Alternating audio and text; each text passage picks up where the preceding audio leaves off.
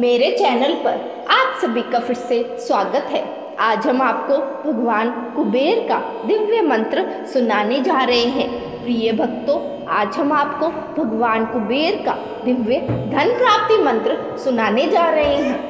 कहते हैं, जिस किसी ने भी भगवान कुबेर के इस मंत्र का सच्चे मन से 108 बार जाप कर लिया तो समझ लीजिए उसके ऊपर भगवान कुबेर की वर्षा होगी। वो अपने कृपा से आपके ऊपर अथाह धन की वर्षा करेंगे। उनकी कृपा से आपके घर में कभी धन की कोई कमी नहीं होगी। तो चलिए जानते हैं कुबेर भगवान का वो दिव्य धन प्राप्ति मंत्र। उससे पहले यदि आपने मेरी इस वीडियो को लाइक नहीं किया तो लाइक कर दें, और चैनल पर नए हैं तो चैनल को जल्दी से जल्दी सब्सक्राइब कर दें। प्रिय भक्तों, इस बात का खास ध्यान रखें कि मंत्र का जाप पूरे सच्चे मन से तथा 108 बार करें, तभी आपको इसका लाभ मिलता है, अन्यथा नहीं। मंत्र: ओम श्री ह्रीं क्लीं श्री क्लीं वित्तेश्वराय नमः।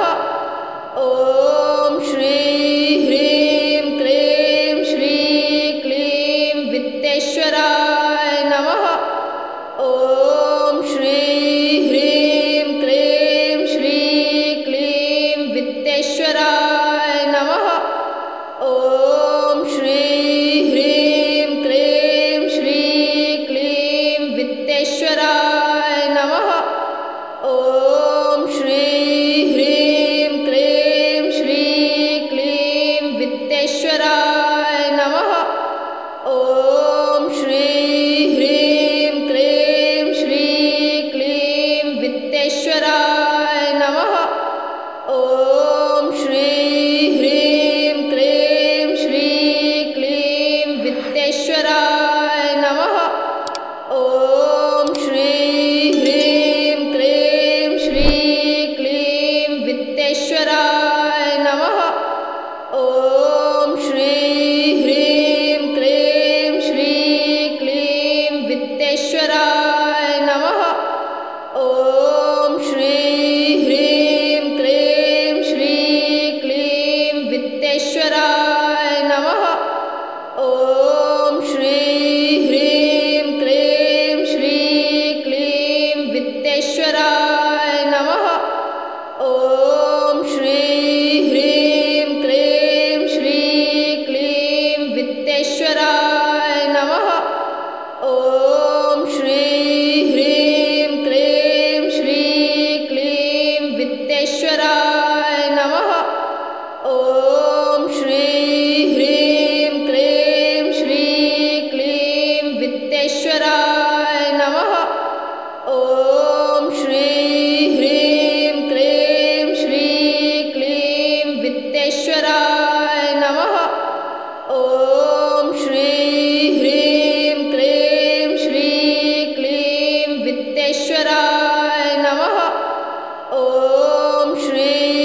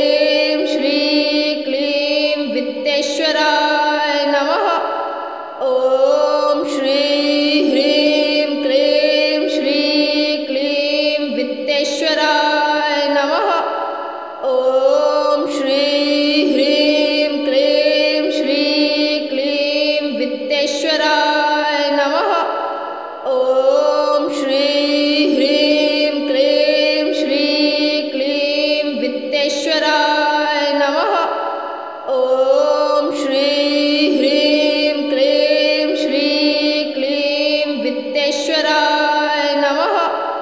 ॐ श्री ह्रीं क्लीं श्री क्लीं वित्तेश्वराय नमः।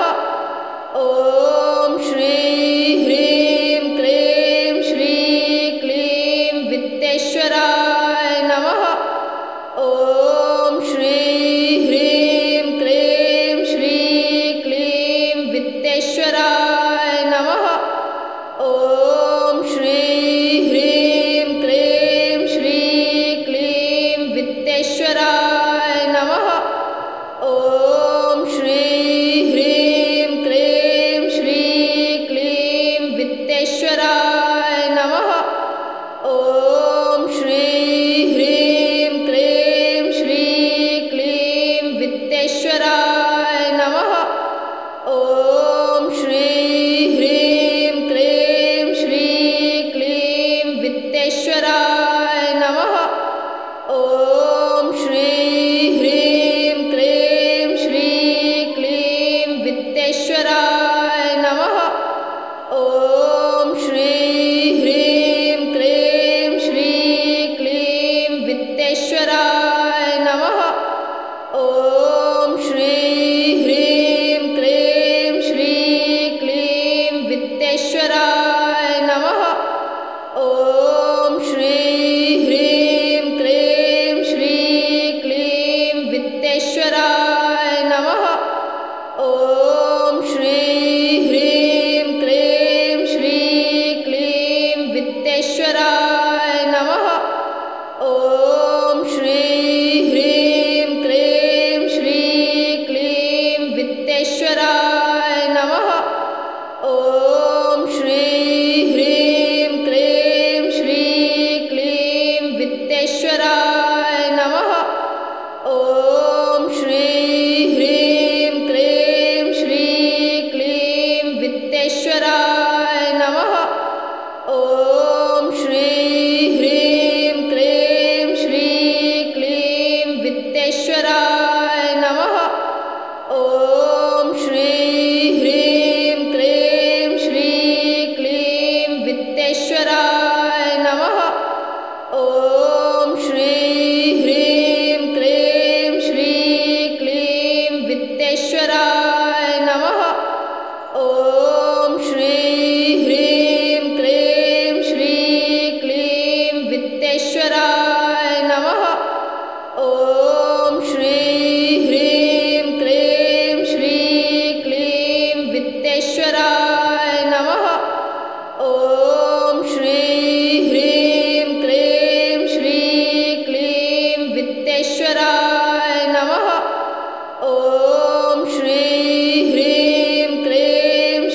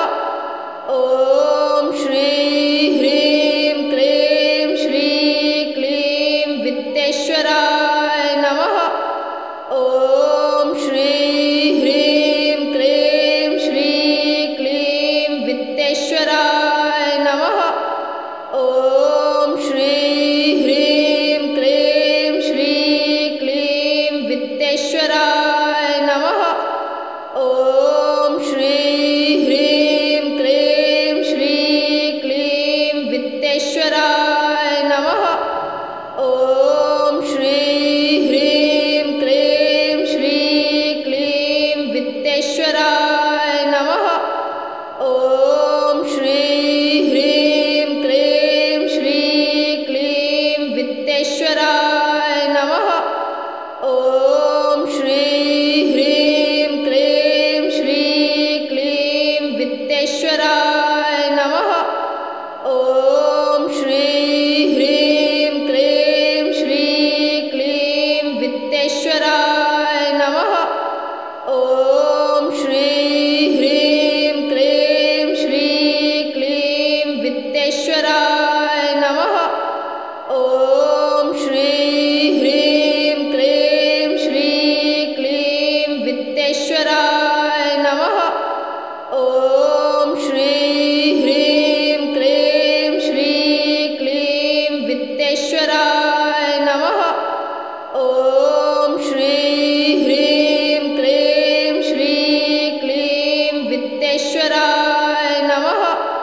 ॐ श्री ह्रीं क्लीं श्री क्लीं वित्तेश्वराय नमः। ॐ श्री ह्रीं क्लीं श्री क्लीं वित्तेश्वराय नमः। ॐ श्री ह्रीं क्लीं श्री क्लीं वित्तेश्वराय नमः। ॐ श्री ह्रीं क्लीं श्री क्लीं वित्तेश्वराय नमः। ॐ श्री ह्रीं क्लीं श्री क्लीं वित्तेश्वराय नमः। ॐ श्री ह्रीं क्लीं श्री क्लीं वित्तेश्वराय नमः। ॐ श्री ह्रीं क्लीं श्री क्लीं वित्तेश्वराय नमः। ॐ श्री ह्रीं क्लीं श्री क्लीं वित्तेश्वराय नमः। ॐ श्री ह्रीं क्लीं श्री क्लीं वित्तेश्वराय नमः।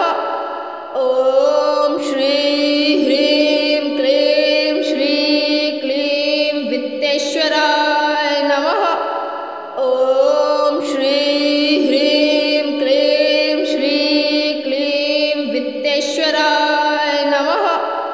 ॐ श्री ह्रीं क्लीं श्री क्लीं वित्तेश्वराय नमः। ॐ श्री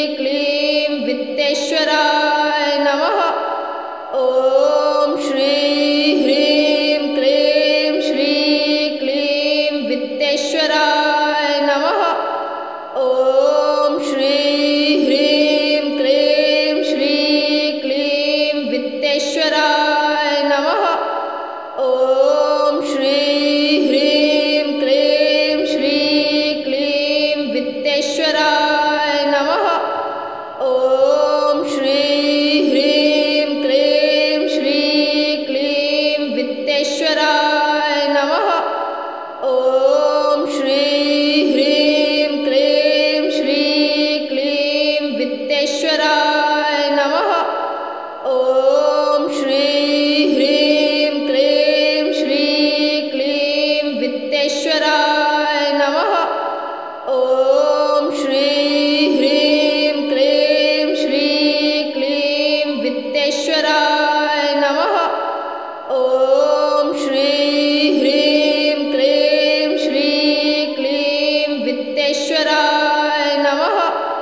ॐ श्री ह्रीं क्लीं श्री क्लीं वित्तेश्वराय नमः।